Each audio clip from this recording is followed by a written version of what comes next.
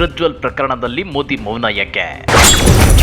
ಸಾವಿರಾರು ಮಹಿಳೆಯರ ಬದುಕು ಮಣ್ಣು ಪಾಲು. ಎಲ್ಲಿ ಹೋದರೂ ಸಾಂತ್ವನ ಹೇಳೋ ಬಿಜೆಪಿಗರು.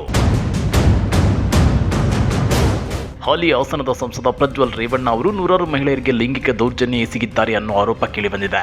ಇದನ್ನೇ ಬ್ರಹ್ಮಾಸ್ತ್ರ ಮಾಡಿಕೊಂಡಿರೋ ರಾಜ್ಯ ಕಾಂಗ್ರೆಸ್ ಎನ್ಡಿಎ ಮಿತ್ರ ಪಕ್ಷಗಳಾದ ಬಿಜೆಪಿ ಮತ್ತು ಜೆಡಿಎಸ್ ಅನ್ನ ಒಂದೇ ತಕ್ಕಡಿಯಲ್ಲಿ ಹಾಕಿ ಹಿಗ್ಗಮುಗ್ಗ ತರಟೆಗೆ ತಗೊಂಡಿದೆ. ಸಾವಿರಾರು ಮಹಿಳೆಯರ ಬದುಕು ಮಣ್ಣು ಪಾಲಾಗಿದೆ.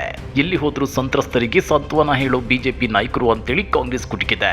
ಹಾಗಾದ್ರೆ ಸಂಸದ ಪ್ರಜ್ವಲ್ ರೇವಣ್ಣ ಅವರ ಲೈಂಗಿಕ ದೌರ್ಜನ್ಯ ಪ್ರಕರಣದ ಬಗ್ಗೆ ಪ್ರಧಾನಿ ಮೋದಿ ಅದ್ಯಾಕೆ ಮೌನ ವಹಿಸಿದ್ದಾರೆ? ಅದನ್ನ ಡೀಟೇಲ್ ಆಗಿ ತೋರಿಸ್ತೀವಿ. ಆದ್ರೆ ಅದಕ್ಕಿಂತ ಮೊದಲು ನಮ್ಮ ಚಾನೆಲ್ ಅನ್ನ ಸಬ್ಸ್ಕ್ರೈಬ್ ಮಾಡ್ಕೊಳ್ಳಿ.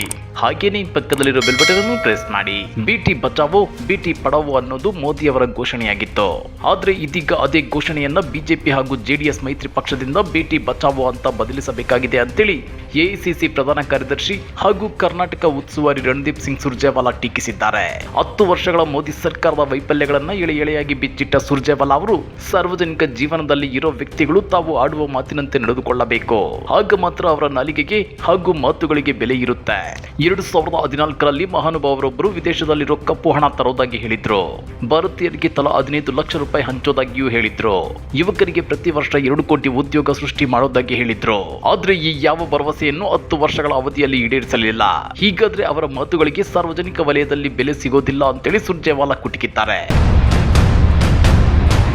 ಇತ್ತ ರಾಜ್ಯ ಕಾಂಗ್ರೆಸ್ ಕೂಡ ಪ್ರಜ್ವಲ್ ರೇವಣ್ಣ ಅವರ ಲೈಂಗಿಕ ದೌರ್ಜನ್ಯ ಪ್ರಕರಣದ ಬಗ್ಗೆ ಸಾಲು ಟ್ವೀಟ್ ಮಾಡಿ ಬಿಜೆಪಿಯನ್ನ ಕುಟುಕಿದೆ. ಹಾಗಾದ್ರೆ ಆ ಟ್ವೀಟ್ಗಳೇನಿದೆ ಗೊತ್ತಾ?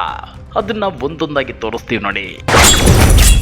Congress tweet number 1. ಹಾಸನದ ಬಿಜೆಪಿ ಬೆಂಬಲಿತ ಜೆಡಿಎಸ್ ಅಭ್ಯರ್ಥಿ ಪ್ರಜ್ವಲ್ ರೇವಣ್ಣ ಅವರು ನಡೆಸಿದ್ದಾರೆ ಎನ್ನಲಾದ ಭೀಕರ ಲೈಂಗಿಕ ದೌರ್ಜನ್ಯವನ್ನು ಖಂಡಿಸಿ ಅವರನ್ನು ತಕ್ಷಣವೇ ಬಂಧಿಸಿ ವಿಚಾರಣೆಗೆ ಒಳಪಡಿಸಬೇಕು ಅಂತ ಆಗ್ರಹಿಸಿ ನೃಪತುಂಗ ರಸ್ತೆಯ ಪೊಲೀಸ್ ಮಹಾನಿರ್ದೇಶಕರ ಕಚೇರಿ ಎದುರು ಮಹಿಳಾ ಕಾಂಗ್ರೆಸ್ ಅಧ್ಯಕ್ಷರಾದ ಡಾಕ್ಟರ್ ಪುಷ್ಪಾ ಅಮರನಾಥ್ ಹಾಗೂ ಮಾಜಿ ಮಹಾಪೌರರಾದ ಪದ್ಮಾವತಿ ಅವರ ನೇತೃತ್ವದಲ್ಲಿ ಪ್ರತಿಭಟನೆ ನಡೆಸಲಾಯಿತು ಅಂತೇಳಿ ರಾಜ್ಯ ಕಾಂಗ್ರೆಸ್ ಟ್ವೀಟ್ ಮಾಡಿದೆ. Congress tweet number 2. ತಾಳಿ ಬಗ್ಗೆ ಮಾತನಾಡುವ ನರೇಂದ್ರ ಮೋದಿ ಅವರೇ, ನಿಮ್ಮ ಬಿಜೆಪಿ ಬೆಂಬಲಿತ ಎನ್ಡಿಎ ಅಭ್ಯರ್ಥಿ ಪ್ರಜ್ವಲ್ ರೇವಣ್ಣ ಅದೆಷ್ಟು ಮಹಿಳೆಯರ ಮಾಂಗಲ್ಯಕ್ಕೆ ಕುತ್ತು ತಂದಿದ್ದಾರೆ ಎಂಬ ಲೆಕ್ಕ ಸಿಕ್ಕಿದೆಯೇ? ಮಹಿಳೆಯರ ಮಾಂಗಲ್ಯದ ಪಾವಿತ್ರ್ಯವನ್ನ ಬೀದಿ ಹರಾಜು ಹಾಕಿದ್ದು ನಿಮಗೆ ದೊಡ್ಡ ವಿಷಯ ಅನಿಸೋದಿಲ್ಲವೇ? ಮಹಿಳೆಯರ ಮಾನ ಹರಾಜು ಹಾಕುವವರೇ ಮೋದಿ ಪರಿವಾರದವರಾಗಿದ್ದಾರೆಯೇ ಅಂತೇಳಿ ಪ್ರಶ್ನೆ ಮಾಡುವ ಮೂಲಕ ರಾಜ್ಯ ಕಾಂಗ್ರೆಸ್ ಬಿಜೆಪಿಯನ್ನ ಕುಟುಕಿದೆ. Congress tweet number 3. ಹಾಸನದಲ್ಲಿ ಸಾವಿರಾರು ಮಹಿಳೆಯರ ಬದುಕು ಗೌರವ ಮಣ್ಣು ಪಾಲಾಗಿದೆ. ಕಂಡು ಕೇಳರಿಯದ ವಿಕೃತಿಯಿಂದ ಮಹಿಳೆಯರು ಸಂತ್ರಸ್ತರಾಗಿದ್ದಾರೆ. ಹೀಗ್ಯಾಕೆ ಬಿಜೆಪಿಗರು ಮೌನ ವಹಿಸಿದ್ದಾರೆ? ಜೆಪಿ ನಡ್ಡಾ ಅವರೇ, ಬಸವರಾಜ ಬೊಮ್ಮಾಯಿ ಅವರೇ, ಬಿವೈ ವಿಜಯೇಂದ್ರ ಅವರೇ, ಸಿಟಿ ರವಿ ಅವರೇ, ಶೋಭಾ ಕರಂದ್ಲಾಜೆ ಅವರೇ, ಬಿಎಸ್ ಯಡಿಯೂರಪ್ಪನವರೇ, ಹಾಸನದ ಸಂತ್ರಸ್ತೆಯರ ಮನೆಗೆ ಭೇಟಿ ನೀಡೋದು ಯಾವಾಗ?